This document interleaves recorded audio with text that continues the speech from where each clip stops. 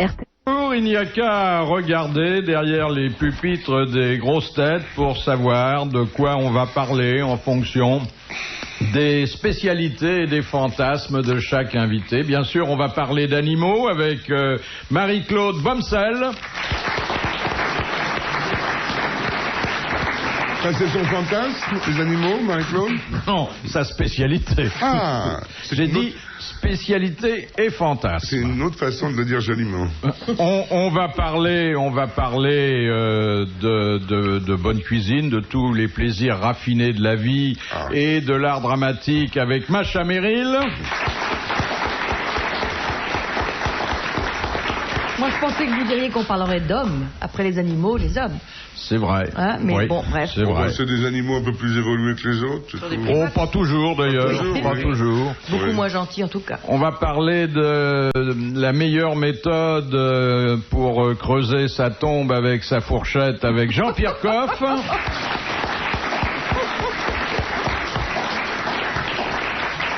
Et on va parler philosophie, psychologie, sociologie et bonnes histoires, rassurez-vous, avec Carlos.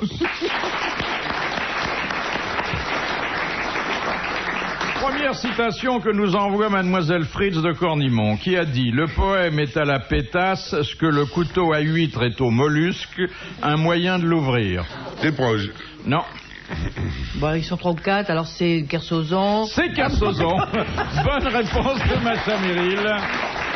Et je pense d'ailleurs que cette citation est née ici. C'est lui qui l'a dit pour la première fois. Alors bon, je ne sais pas si on peut assimiler une huître à une dame et vice-versa. Bon, vous n'êtes pas gêné pour le faire, comme les huîtres. Comment ? Nous ne changeons pas de sexe alors que les huîtres peuvent le faire. Ah oui, l'huître change de sexe. Ah, quoique, il y a des exemples aussi. Oui. Et la moule ? Non, la moule reste... La moule ne change pas de sexe. Comme son nom l'indique, elle ne perd pas son sexe. L'escargot, la limace. La limace. Donc, alors c'est vrai que le poème est en quelque sorte l'ouvre-huître, si l'on peut dire, hein, parce que. Mais vous connaissez l'amiral, il dit des choses comme ça, mais il les pense pas. Il les pense pas, c'est ça. Mais il y a d'autres méthodes quand même. Hein, non, mais je crois qu'il fréquente trop Alain Belon en ce moment. Mais la limace, c'est. Où est-ce qu'il est ? Il doit être été attribué à la. Non, la limace est réellement hermaphrodite. Elle porte les deux sexes, tandis que l'huître peut être d'abord femelle puis mâle. Oui. Mais la limace, c'est jamais assimilé au sexe féminin. Plutôt au sexe masculin. Pourquoi ? Ça, c'est là où on peut discuter, puisqu'elle porte les deux sexes. Oui, c'est pourquoi vrai. Discutons-en. Oui, alors on vous dérange, excusez-moi. Non, on dit la limace et l'escargot, mais les deux sont hermaphrodites. Quand il y a une mutation comme ça, est-ce que c'est toujours dans le même sens ? Les femelles qui peuvent devenir mâles ? Ou est-ce qu'il y a dans l'autre sens aussi ? Non. Toujours ? Oui, non, ça peut s'alterner. Mais ça, je peux dans te les deux répondre. sens. Ça, pas besoin d'être... Mais la limace change de sexe comme nous de chemise, hein. C'est d'ailleurs son nom vient de là. Elles sont les deux à la fois. Mais, oui, mais chez les humains, c'est quand même plus souvent que le mâle devient femelle. Non. Oh, non. Ah si, je crois quand même. Par une opération, oui. Il y a plus de transsexuels dans ce sens-là. Que dans l'autre. Ou alors il faudra qu'on surveille nos fréquentations. Samuel, dans quel sport pratique-t-on la position d'enfilage ? Ah, ça je connais. C'est l'escrime ou la... L'amour ? Non. Le rugby ? C'est le rugby. C'est lorsque l'arbitre ordonne une mêlée ouverte. Bonne réponse de Jean-Pierre Coff. Et bravo, on aurait pu... Sur le terrain et dans les vestiaires, probablement. Ça, c'est peut-être une précision supplémentaire dont on aurait pu se passer. Mais c'est dans le sport et il n'y a pas de connotation sexuelle pour une fois. Question de Monsieur Plantin. Pourquoi la bouteille de vin jaune a-t-elle une contenance de 62 centilitres ? Ah, parce qu'elle exploserait, sinon elle fermenterait ou je sais pas quoi, il y a une raison ? Non. Le vin jaune, c'est le vin du Jura, donc. Oui. On est bien d'accord. C'est un vin doux.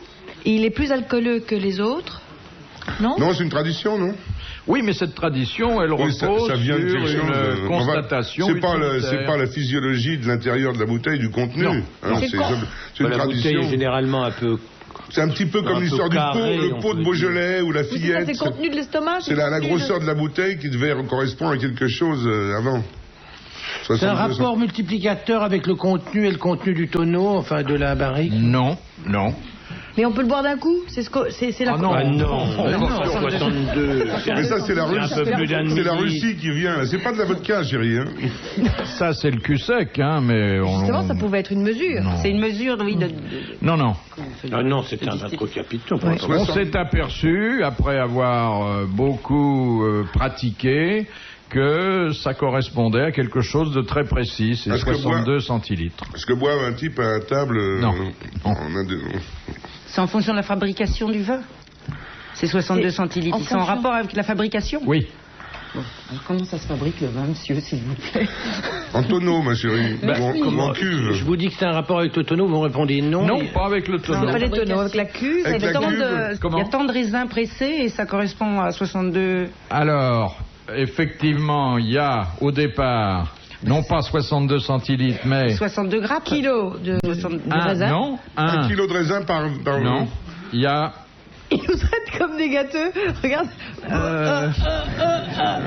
La quantité de raisin a un rapport avec la quantité volumétrique du vin? Il y a au départ une certaine contenance. Une grappe de raisin, 2 grappes. Bah non, les grappes sont jamais calibrées. Non, non, mais bon, pas un certain nombre de grappes, mais on prend comme étalon... Tant de raisin. Alors, non pas tant de raisin, mais tant de jus de raisin. Oui. Et on prend quelle quantité? 1 litre de jus de raisin pour faire ça. 1 litre de jus de raisin. Ah bah oui, parce qu'il y a une évaporation, puisque c'est une voile, Donc etc. d'un litre de jus de raisin, ça fait exactement... Ça fait 62 à l'arrivée. Au bout du temps de vieillissement lié pour la part des ans, de 6 ans et 3 mois, on n'a plus que 62 centilitres, d'où la contenance de la bouteille. Bonne réponse de Macha Merrill et de Jean-Pierre. Et moi, j'ai dit 1 kilo de raisin, on m'a acheté. Un litre de jus de raisin, on m'a acheté. Mais on te donnera un petit peu de chocolat. J'avais dit 1 kilo, et là, moi, j'ai dit 1 litre. litre, Philippe. C'est du vin qui vieillit sous un voile très opaque. Et vous savez, d'habitude, il n'y avait jamais ce voile au-dessus. Et là, il y a un voile blanc, un peu comme de la pourriture noble, si vous voulez, qui est juste au-dessus du raisin, au-dessus du vin, qu'on doit surtout pas crever, sous peine de foutre en l'air la barrique. Et quand ça réduit d'année en année, au bout de 6 ans, effectivement, enfin je crois que c'était 7 ans, on peut tirer le vin, il est fait. C'est très marrant à voir. C'est d'ailleurs délicieux le vin jaune. J'adore. Pas facile à boire. Ah oui, moi, j'adore parfumé, ça. parfum très oui, moi je suis pas... Il faut décanter ça la veille, c'est tellement aromatique, oui, c'est extraordinaire. C'était des immenses vins on sait pas trop français. avec quoi est-ce qu'il faut servir ça? Un apéritif? C'est admirable. Non, un foie gras, derrière, un foie gras d'Alsace. Il faut servir ça avec du comté, en fait. Il faut servir ça avec un fromage à la fin ou avec un dessert. Ou alors, ça paraîtrait iconoclaste si je dis ça, mais on pourrait très bien cuisiner avec ça. Des choses crémées au mori avec un poulet au mori crémé, et ce vin-là, c'est sublime. Mais ça peut se voir dans l'après-midi. C'est pas mal. Ah oui, vous revenez d'une bonne promenade en forêt, vous êtes avec vos chevaux, vous prenez une douche, vous descendez les chevaux, ils boivent plus que ça. Vous vous douchez, puis vous vous allongez, vous allumez un cigare et vous buvez ça dans l'après-midi. C'est formidable. Ah, vous avez des journées bien remplies, vous. 62 centilitres, pas beaucoup. Oui, mais attendez, ce que vous avez pris le matin et que vous nous avez détaillé la dernière fois... Ça fait déjà... Et en plus, est-ce que je tiens une comptabilité de qui vous baisez? Alors ne tenez pas une comptabilité de ce que je bois, s'il vous plaît. Chacun ses affaires. Allez au cul et laissez-moi mes bouteilles. Chacun son plaisir. Vous verrez que vous viendrez aux miennes quand vous aurez un peu vieilli. C'est ça qu'on appelle le vin d'Arbois? non, c'est vrai. Oh là là là.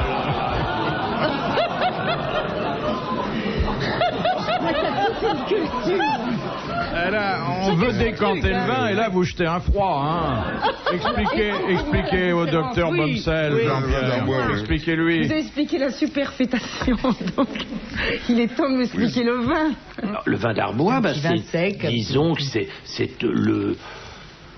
le Bordeaux supérieur par rapport à un premier grand cru classé. Voilà. Hein? C'est bien dit. Bon, ça va, lâche-moi la grappe parce que... Que Pontel, quel usage particulier Ulysse fit-il de la cire d'abeille? Ils sont mis dans les oreilles pour pas entendre le chant des sirènes. Des sirènes. Exactement. Il s'est bouché les oreilles. Ça a été la première boule qui est. Bonne réponse de Carlos. C'était en fait des lamentins. Ces braves sirènes. C'est pas terrible. Qu'un lamentin entend plus marre, c'est quand même autre chose que Claudia Schiffer. C'est une espèce de gros machin. Surtout sur le plan de l'odeur, hein. Oui, ça fait tout, ça bouge les petites pattes. C'est mignon le lamentin à voir. On est sûr que c'était ça, les fameuses sirènes oui, parce qu'on croit que c'est le cri des lamentins. Je fais très mal le lamentin à cette heure-ci, mais en 2 vers, je te le fais très bien. Enfin, c'est quand même pas terrible esthétiquement, le lamentin. Ah non, non. Par rapport à certaines gonzesses, c'est mieux. Faut pas Mais on dit qui sont lamentables. De femme. Non, c'est pas vrai. Finalement, oui, non. Non, pas vraiment. Ou alors, vos petites amies ont la poitrine très velue, hein. Non. Oh, c'est laid, ça sent mauvais. Ça sent mauvais, on n'a pas tellement l'occasion de rencontrer, quand même, sauf au fond des eaux saumâtres. Et je ne savais pas que vous fréquentiez volontiers les eaux saumâtres. Les eaux troubles, d'habitude. Mais c'est rare les femmes qui couinent, quand même. Ça dépend. Ça crie pas fort non plus. Il y en a qui couinent. Ils ont différents cris assez incroyables. Il y a une façon d'exprimer l'extase qui est différente. Les lamentins ou autre chose? Non, les femmes. J'ai rarement eu de rapport avec des lamentins. Enfin, ça peut arriver. Hein. Le body is perfect. Moi, je pense que les femmes sont beaucoup plus sobres. Les hommes, quoi. Ça dépend s'il y a du monde. Enfin, les hommes, ils dans la chambre à côté. râlent.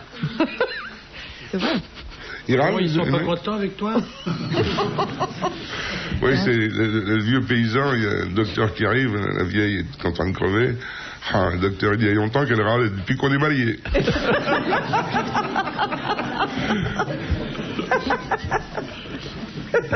Question de Madame le Prieur. Qu'est-ce qu'on autorise légalement aux médecins britanniques et qu'on interdit aux médecins français? L'avortement? Non. L'euthanasie. Pas le droit de tuer leurs patients. Parce que dans le temps d'aller en Angleterre, non? Oui, c'est démodé, je crois maintenant. Il y a longtemps, on fait ça en France, c'est vers la sécurité sociale. Oui. L'euthanasie, donc? Non. C'est dans les rapports entre les médecins et les malades. Ah, de discuter le prix ou de s'envoyer un autre médecin? Non. Ou d'avoir une relation sexuelle? De sauter la patiente, oui, c'est ça. Ça, je crois que c'est universel, ça. Ça, c'est de gré à gré, hein. Qu'est-ce qui est intéressant? De faire un forfait? De refuser de soigner la patiente. Non. Et si on autorisait ça aux médecins français, il y aurait une levée de bouclier, alors que là-bas, ça paraît normal, même si quelquefois il y a des abus. Le secret médical. En Angleterre, tu as un médecin et puis tu es obligé d'aller voir celui-là, puis pas un autre. Ça, c'est déjà obligatoire. Parce que la médecine est entièrement conventionnée. Voilà, conventionnée, donc oui. Non, ça touche aux mœurs de médecine ou vraiment les soins? L'argent. Est-ce qu'il y a un rapport avec le serment d'Hippocrate? Non, mais avec la déontologie de la médecine telle que nous la concevons. Donne pas de médicaments. En Angleterre, on a regardé le passé du... non, c'est pas l'argent. C'est pas un rapport d'argent. Oui. C'est un rapport avec l'argent. Ça concerne l'argent. C'est-à-dire qu'il peut faire un forfait. Non. Vous mourrez. Non, c'est beaucoup plus important que le tarif d'une visite. Hein. Refuser de soigner parce qu'on est trop vieux? Hériter de son mari. Exactement. Les médecins anglais ont le droit d'hériter de leurs malades. C'est fou, ça. Bonne réponse de Carlos. C'est génial. Bien sûr, en plein de cas. En France, je te dis, il y aurait moins de malades. Hein. Il y aurait moins de malades, c'est peut-être un bon moyen pour le déficit de la sécurité sociale, c'est de permettre aux médecins d'hériter. Non, mais on se bousculerait pour soigner les vieux. Oui, même les jeunes. Hein. D'être adopté aussi. Vous avez une grippe, vous en avez pour 8 jours. Question de Madame Baron. Où parle-t-on le portugais en Chine? Macao. À Macao. Bonne réponse de Carlos. Pas encore la Chine, hein. C'est à côté de Hong Kong, c'est pas tout à fait la Chine. C'est sur le continent chinois, oui. Tous les poids louches, il connaît ça, lui. C'est beaucoup plus décevant. Vous avez été à Macao? Oui, très décevant par rapport à ce que je pense. L'image de Macao. Hong Kong, c'est plus marrant, les endroits beaucoup plus marrants. Mais Macao, c'est un peu tristounet, C'est surtout le jeu un peu sordide. Oui, le jeu mais sordide. c'est une île, Macao, non? Oui. à la mode de toutes les triades. Alors, une question de Madame Romer de Besançon. En quoi consistait l'hypomancie qui était en usage chez les Celtes anciens? Lire dans les chevaux. Ça va avec les chevaux. Lire dans le cul des chevaux. Oui. C'est attraper comme les dans maladies l'oreille. des chevaux. Dans le Non. crottin de cheval. Non. L'hypomancie, c'est redonner l'avenir avec les crânes de chevaux. Alors, c'est exactement la divination, la prédiction de l'avenir, mais à l'aide de quoi? Le cheval, j'en parlerai à mon cheval, alors on lui en parle, et qu'est-ce que je vais faire au mois d'avril? Le cheval dit, t'as Saturne qui rentre dans Mercure, tu vas dans le cul. Mais il le dit comment? Henny. Exactement. C'est une bonne réponse de Carlos. On interprétait le hennissement du cheval. Vous avez pas lu la rubrique d'Harry Woodbull dans tous les 7 jours? Enfin, le cheval à condition que ce soit un cheval sacré, hein. Et d'ailleurs, hennissois qui mal y pense, parce que... Qu'est-ce qu'une freloche? C'est une espèce de bourdon ou pas du tout? Non. Comme un frelon, un frelon homosexuel. Alors c'est pas freloche. une plante? C'est une petite bourse comme un porte-monnaie, comme un réticule. Non. C'est une cloche? Non. Qu'est-ce que vous disiez, Carlos? C'est un frelon homosexuel qui fait... Un freloche. C'est un rapport avec la nourriture. Non. C'est un rapport avec... C'est l'abeille et la bête. C'est un ornement vestimentaire. Oh non. Oh non. C'est animal? Alors ça a un rapport avec une certaine espèce animale. C'est ce qu'on fait avec la peau d'un animal. Non. La fourrure? C'est la crête des coqs? Non. Et je pensais que durant ses études, Marie-Claude Bomsel J'ai peut-être Aurait oublié rencontré une momentanément. freloche. avait Ça se usé mange de la freloche. J'avais usé. C'est quelque chose pour faire raboter les sabots des... Non. Non, pas du Non. tout. C'est un instrument qui sert Ça me dit à... quelque chose maintenant. C'est un petit tube en verre. Est-ce que ça Mon père a un avait rapport avec le ça. maréchal Ferrand? Non. Non. Il soufflait pas du dans tout. derrière des chevaux. Pour les rendre plus beaux, plus gros, les chevaux. C'est un instrument C'est vétérinaire. chirurgical? Mon C'est un père instrument était chirurgical? vétérinaire. C'est pas un instrument chirurgical, mais c'est un instrument qui, bien manié, peut être fatal à l'espèce concernée. Oh là. Mon père S'il l'avale ou s'il... Non. Il soufflait dans derrière des chevaux avec une petite freloche. C'est pas en verre, Pour donc. les rendre plus Non. beaux, plus Un lasso? beaux, les chevaux. Non. Un lasso. C'est un mammifère? Un qui est Gloria, concerné non par ce- Non, pas du tout. C'est un C'est donc insecte. un instrument. Un insecte et une seule espèce. Le moustique. Non. Une freloche. C'est L'abeille.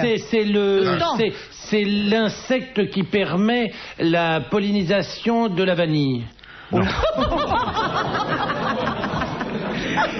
Mais c'était pas Il idiot. y en a qu'un, il y aurait plus de vanille si dard. l'insecte n'existait C'est plus. un dard avec lequel C'est il dans pique. cette direction-là que... Oui, enfin. C'est un microbe? C'est un Non, microbe? c'est l'abeille. Non, non, l'insecte bon. qui est concerné. L'abeille, la fourmi. C'est ce qui sert à polliniser les figues. Là Non. aussi, il y en a Non, qu'un. non, pas du tout. Non. Et vous voyez des savants extrêmement éminents et chenus se servir d'une freloche. Jean Rostand, ça va d'une freloche, non? Un piège à papillon. Alors quelque chose pour attraper exactement. un papillon. C'est Un pour filet attraper à les papillon. papillons, un filet à papillon. Oh, ben, Bonne réponse de Marie-Claude Bomsel. Moi j'appelais ça un filet à papillon. Un filet à papillon, c'est tellement joli. C'est quand je vous avais vu les savants chenus, j'ai Qu'est-ce réalisé. qui a posé cette question-là, franchement? C'est un monsieur chenu, justement. Ah bah, je suis bien Joli, content c'est qu'on n'ait joli. pas fini Une mine freloche, balle à c'est mignon ça. comme tout.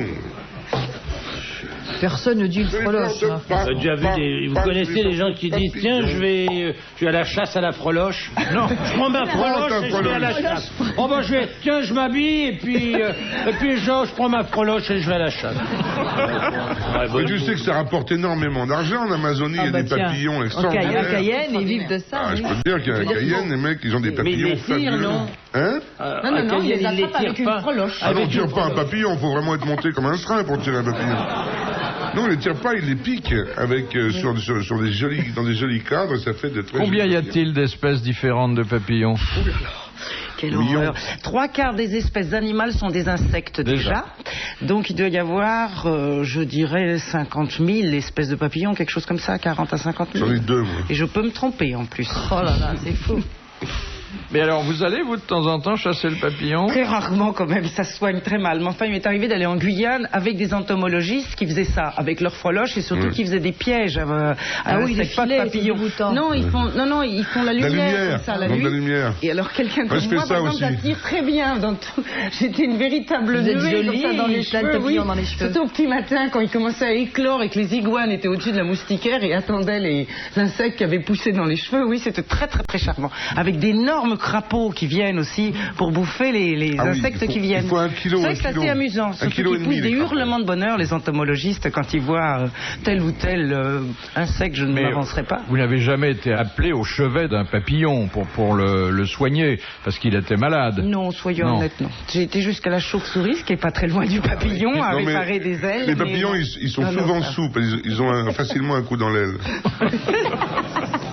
Moi, j'ai connu alors, vieux bagnards. Je les laisse au calme. De très bagnards, les derniers, quoi. Qui vivaient de ça, ils vivaient de chasse aux papillons, c'était vrai, hein, ils ramassaient. Et alors, la chauve-souris, elle peut être malade Elle peut effectivement se briser très volontiers les ailes, c'est les membranes alaires, comme on dit. Alors, vous la plâtrez? Non, il n'y a pas grand-chose à faire, Antoine nous a dit, il faut attendre que ça cicatrise, vous la mettre, la coincer complètement, de façon à ce que les 2 lamelles se tiennent et rester comme ça. Quelle variété de chauve-souris? Les roussettes. Ah, donc dans nos régions. Oui, dans nos régions. Oui. Dites-moi, mais les chauves-souris, ça mange des fruits. Ça mange des fruits. Mais c'est protégé. C'est de la famille des souris, non? Ça mange des fruits. Non, de la famille des... C'est les chiroptères. De la famille des... Ça ressemble au goût, à un lapin de Garenne. Oui, c'est pas... Oui, ça m'étonne pas. Ah, mais c'était... C'est comment à la Réunion, aux Seychelles, on en mange. Mais vous, Jean-Pierre, vous intéressez qu'aux bestioles qu'on peut manger. On a vu, parce que tout de suite, il a donné la recette de la chauve-souris. C'est délicieux, une bonne chauve-souris. Le soir bien épicé. Non, tu fais ça en giblotte, comme un lapin en giblotte, avec des petits champignons. Oui. Moi, j'ai mangé du hérisson. Ah oui, moi aussi. Dans nos toujours pays. protégé, hein. Ah non, mais ça, j'ai reçu une lettre d'un monsieur à propos des ortolans. Alors là, vraiment... Niglou, ça s'appelle le Niglou. Qu'est-ce qu'il disait? Oh là là, qu'on était des salauds de parler de ça. Pour Juppé qui mange. Non, pour moi. Moi, j'aime pas les ortolans du tout. Mais... Espèce protégée. Oh là là là là. J'aime pas les ortolans. Pardon, monsieur, je parlerai plus jamais d'ortolans. Alors, les mangerai de temps en temps, je dirais que c'est bon, mais... Oh là là. Fidèle de Marie-Antoinette, périt lors des massacres de septembre 1792, dont la tête fut promenée au bout d'une pique sous les fenêtres de la reine. Alors, il y avait une Montebello qui a eu ce même régime, mais ça, c'est pas ça. Elle était marquise. Et ensuite, une fois que la reine eut vu la tête décollée de sa meilleure amie, eh bien, on a découpé cette malheureuse princesse en lanières et on a distribué les morceaux à la foule, qui, dit-on d'ailleurs, l'aurait mangé. L'aurait mangé. Quelle horreur. C'est quand même le premier fast-food, c'est sympa.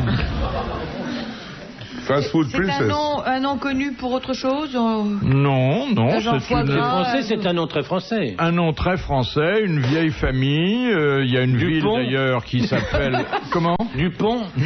Du Barry. Non, attention, elle était princesse. Il n'y a pas beaucoup de princesses Dupont, hein. Polignac. De Nemours.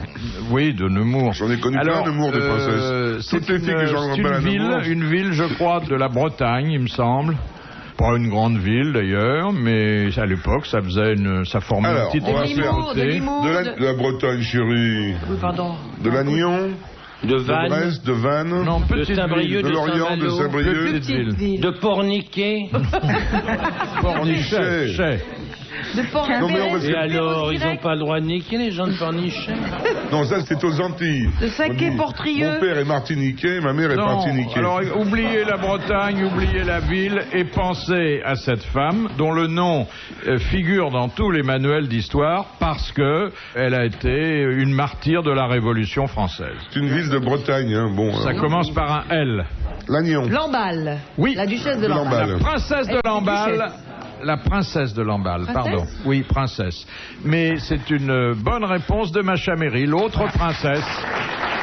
Non, duchesse. Non, elle est duchesse seulement. Il y a cette fameuse histoire du peintre Jean-Gabriel Domer qui racontait d'ailleurs sur la fin de sa vie. Il avait été faire un voyage aux États-Unis pour promouvoir ses tableaux. Et comme c'était un pince sans rire, il adorait les canulars, il s'était pas présenté sous son vrai nom, mais connaissant la dilection des Américains pour les titres nobiliaires français, il s'était fait annoncer comme le viaduc d'Auteuil. Et ils ont vu que du feu. Il est resté 3 semaines et dans tous les journaux on disait le viaduc d'Auteuil. C'est magnifique. C'est très drôle, ça. Question de Monsieur Rapin. Qu'est-ce que la pierre de Rosette? C'est ce qu'on a trouvé dans le désert pour la Bible. Ah oui, on a trouvé la pierre dans le désert. Oui. Et qu'est-ce qu'on en a? C'est une fille de Lyon. Qui s'appelait Rosette. Oui. Et qui avait enterré des saucissons qui se sont fossilisés. Ça n'a rien à voir avec les saucissons, bien entendu. Absolument pas. C'est une ville qui s'appelle Rosette, vous savez très bien. C'est un bijou, c'est une pierre dure. C'est une pierre. Non, c'est du sable. C'est dans le désert. C'est dans le corps humain. Allez. Non, c'est une pierre qu'on trouve qui est très jolie. Je peux vous dire que dans l'histoire de la culture universelle, la pierre de Rosette tient une place de choix. Oh là. Oui. Alors c'est dans le Graal, c'est là. Non. Non, Rosette, je pense que c'est plutôt le monsieur qui a découvert cette pierre. Qui a découvert cette pierre et qui a su à quoi elle pouvait servir. Ça a à voir avec le diamant? Non. Elle servait à communiquer avec l'au-delà, avec les extraterrestres. Non, il y en a qu'une? C'est pas avec la Kabbale. Ah, il y en a qu'une pierre de Rosette. Il y en a qu'une. Elle est matérialisée quelque part? On la connaît? Ah oui, je sais pas si on a dû la conserver. Elle doit être dans un musée aujourd'hui. Trouvée dans les pyramides? C'est un météore? Non loin des pyramides. J'ai parlé de l'Égypte, vous m'avez envoyé balader de terre. Les pyramides, c'est où? C'est à Bruxelles? C'est la pierre qui vient de Mars, de notre planète? C'était enterré avec le pharaon. Elle est égyptienne. Oui. Tout en camon? Non. Tout en camion. Non mais peu importe, elle a permis quelque chose, cette pierre de Rosette. De couper des carreaux? De s'orienter, Oui, le sud, le nord, les 4 points cardinaux. Trouver l'entrée des pyramides. Ah non, elle donnait la direction de la Mecque. Elle indique le nord, c'est le Mercure? Non. Oh, elle indique beaucoup plus de choses que ça. Mais il a fallu la déchiffrer, cette c'est grâce à ça qu'on a découvert les hiéroglyphes, qu'on a pu expliquer les hiéroglyphes qu'il y avait sur. Oui, c'est le... Exactement. C'est Napoléon qui l'avait trouvé pendant qu'il a ramené la pyramide. Et c'est Champollion qui s'en est servi pour déchiffrer les hiéroglyphes. Bonne réponse de Carlos. Excuse-moi, mais j'ai pas assez bu encore. Bravo. Je vous l'aurais tout de suite dit. Enfin, c'est bien l'histoire de la fille de Lyon qui enterre des saucissons. C'est pas mal non plus, quand même. C'est plus appétissant. Oui, mais on peut déchiffrer très bien. Avec 5 litres de Beaujolais et un saucisson, moi je te déchiffre les pyramides en 2 minutes. Ben, vous êtes une pyramide vous-même. Hein. Merci. Mais c'est l'histoire du Belge qui voyage un peu. Alors, il voyage beaucoup. Son copain dit, toi de la chance, tu voyages. Où t'étais, toi? Moi, j'étais en Suisse. C'est beau? Ouais, c'est bien. Mais dis donc, il faut grimper, il y a les neiges éternelles, tout ça. Et comment elles sont, les Helvètes? Je sais pas, il rentre chez lui, regarde dans le dictionnaire, Helvète, habitante de la Suisse. Oh, Dieu, il m'a baisé, là. 6 mois après, il voit son pote, il dit, alors, t'es toujours en voyage, toi? Oui, où t'étais? Moi, j'étais en Grèce. Comment c'est? Oh, c'est pas beau, dis donc, c'est tout cassé. Le Champollion, le Partéchon, tout ça, c'est cassé. Ils disent que c'est beau, mais c'est vieux. Et comment elles sont, les Hélènes? Je ne sais pas, ils regardent. Hélène, habitante, de la Grèce, je me suis fait avoir. D'où tu reviens, toi, maintenant, à cœur, hein? Ben, je reviens d'Égypte. Ah, c'est beau, oui, c'est bien. J'ai remonté le Nil, c'est joli, hein? Et les pyramides, elles sont toutes des salopes.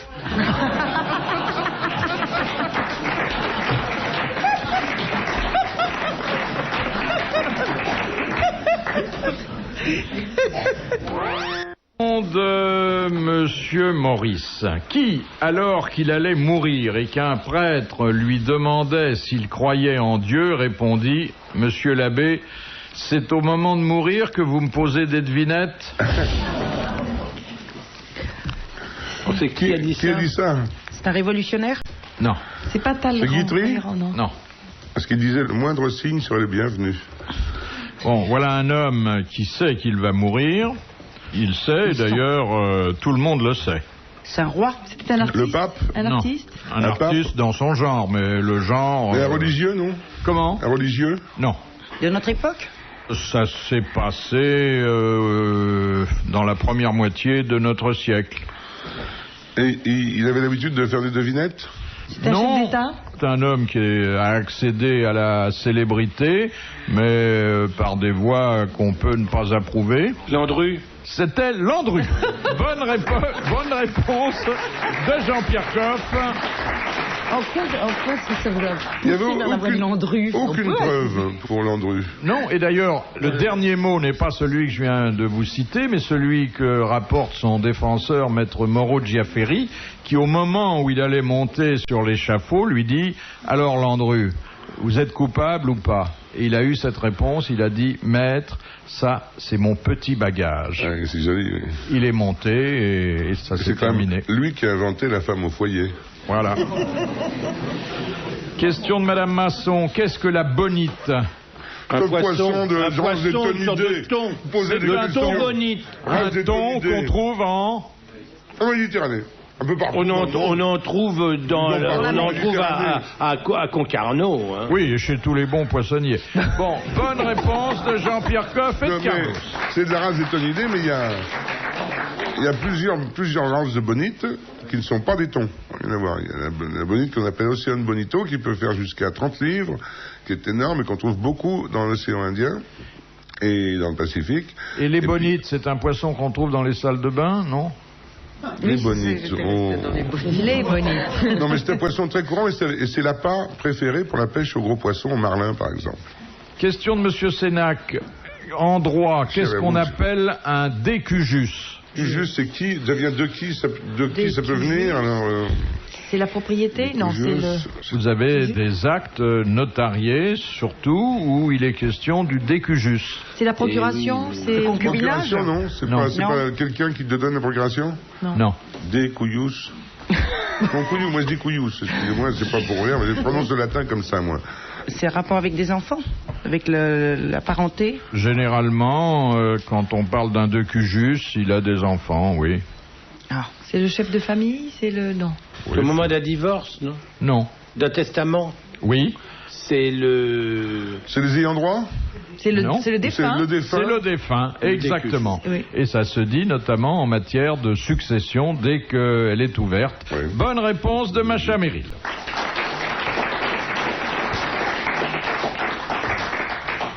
Madame Longuet, que fait la femelle corbeau pour obliger ses petits à voler? Elle baille aux corneilles.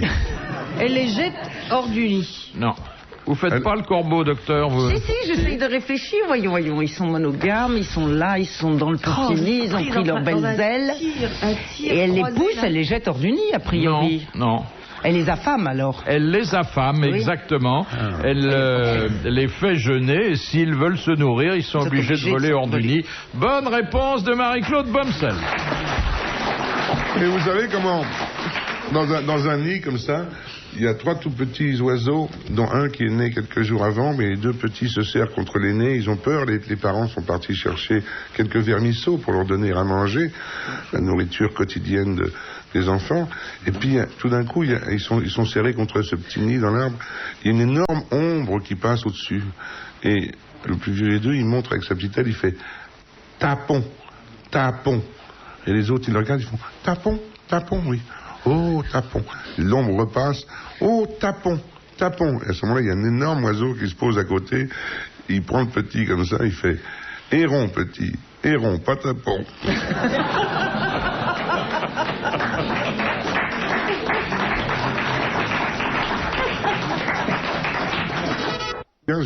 Question de Monsieur Blavier. Qu'a-t-on retiré de la préparation du Coca-Cola en 1903? La cocaïne. Tout simplement la cocaïne. Bonne réponse de Carlos. La cocaïne. Le coca, enfin, Je rappelle au passage que c'est la boisson préférée de Jean-Pierre Coff. Mais il y avait plein de vins, encore il n'y a pas longtemps, à base de cocaïne, le vin qui retape et tout. Ils mettaient un peu de cocaïne dedans et ça s'achetait en pharmacie.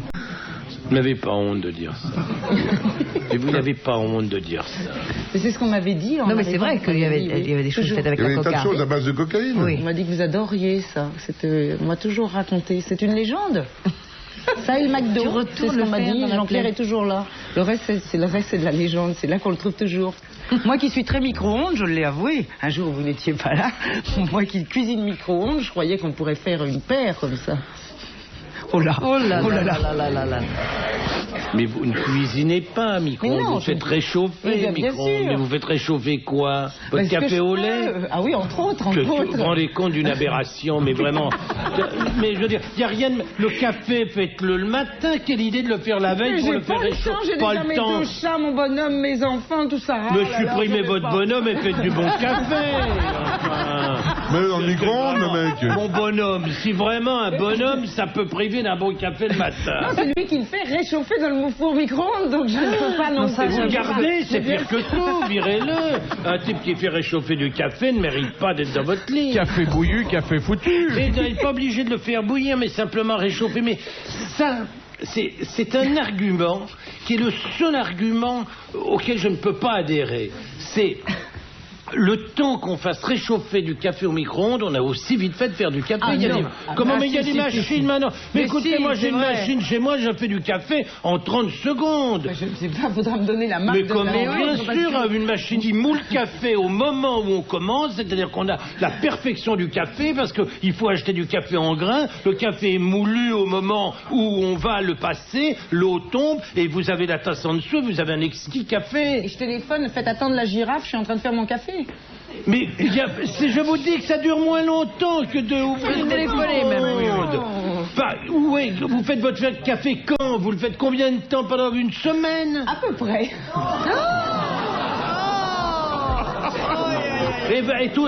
Bon, je ne vous confierai jamais une de mes bêtes, mais jamais. Une femme qui est capable de faire réchauffer du café au micro-ondes est incapable de faire une opération convenable, même sur un animal. Et personne ne fait ça, je n'en connais pas. Faire réchauffer un plat qu'on a soi-même fabriqué, qu'on a surgelé éventuellement, s'il en reste, je veux bien. Et encore, mais faire réchauffer du café, mais c'est vraiment une aberration. Non mais attends, il faut être quand même gentil avec Marc-Claude parce que... Merci. Oui, non, parce que l'habitué aux animaux, aux insectes, et le cri de la fourmi micro-ondes. Donc si tu veux, on le connaît très bien. Vous pouvez faire tout le faux mauvais esprit que vous voulez à propos de ça. Rien ne justifie qu'on utilise un four à micro-ondes pour faire ce genre de truc, c'est grotesque. Je trouve ça lamentable. Oh, monsieur, quand même. Mais non, mais pour non. La viande, non, pour la... Bon, d'accord, pour le café, d'accord, mais pour la viande, un bon steak. Pour faire un vin chaud du soldat, vous n'allez pas vous servir d'un micro-ondes. Mais un bon steak au micro-ondes. Une côte de bœuf. Ah, cela dit, certaines pièces énormes, j'ai vu des grands chefs d'abord faire un petit coup de micro-ondes et ensuite les rôtir. J'ai vu ça. Des gens même très... mais les très très grosses pièces, tu sais. Oui. Si, les grosses pièces. Moi, par exemple... Là, je te ferai remarquer pour embarquer Marie-Claude. Alors Jean-Pierre... Non, mais vraiment... Je te sais pas ce que j'entends, là. Où est-ce que je suis? Non, mais attendez, je suis quand même obligé de vous rappeler que je suis à côté d'une bonne femme qui a écrit 2 livres de cuisine, qui prétend cuisiner. Dans ses bouquins, elle ne parle pas de micro-ondes. Et là, elle est attouchée de qui, là, pour faire le panégyrique du micro-ondes? Mais qu'est-ce que c'est? Non. Moi, je n'utilise pas. Tu prends l'excuse des grands chefs. Mais enfin, s'ils savaient cuisiner, ça se saurait.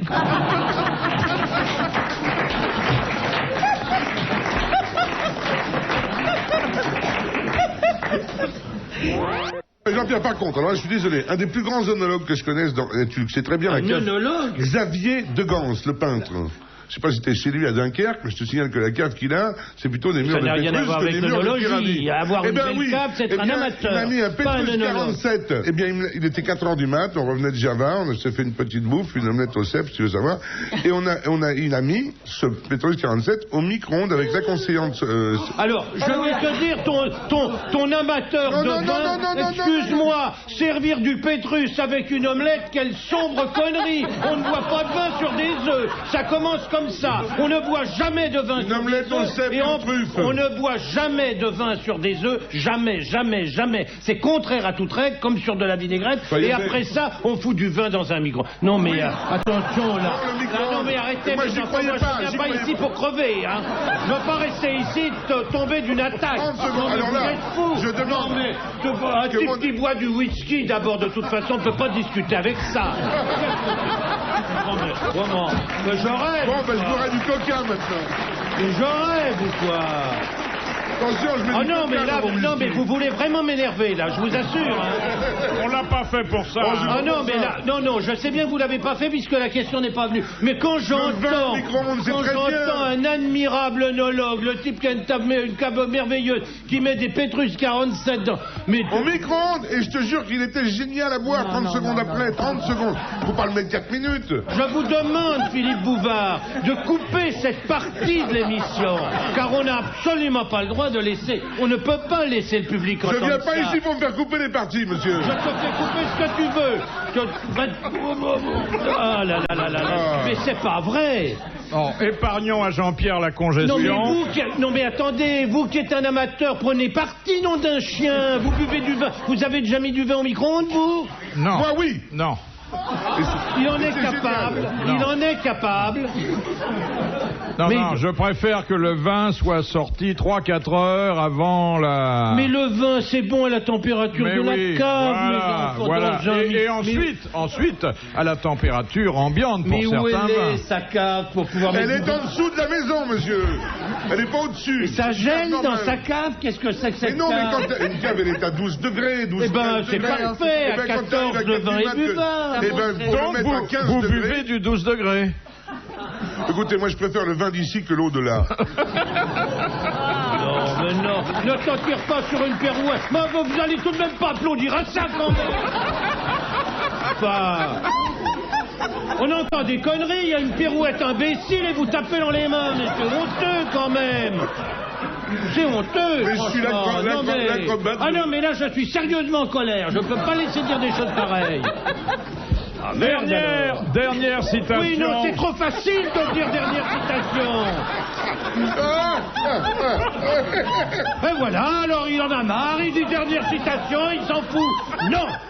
Oh, micro-ondes, Oh, mais quand le même. vin. Oh, micro-ondes. Il y en a une qui fait réchauffer son café, l'autre qui fait réchauffer du Pétrus. Mais je suis entouré par qui ici? Essayez de faire un assortiment de gens civilisés. On n'entendrait même pas des propos pareils, on se refait un fond du Bénin. Pas exagérer quand même. Le vin de palme au micro-ondes, c'est très bon aussi. Oh non, je vous assure, c'est scandaleux. Ah bah posez votre dernière Aïe, question et qu'on arrête. non, aïe, ben non, Que l'émission s'arrête dans le maintenant. micro-ondes.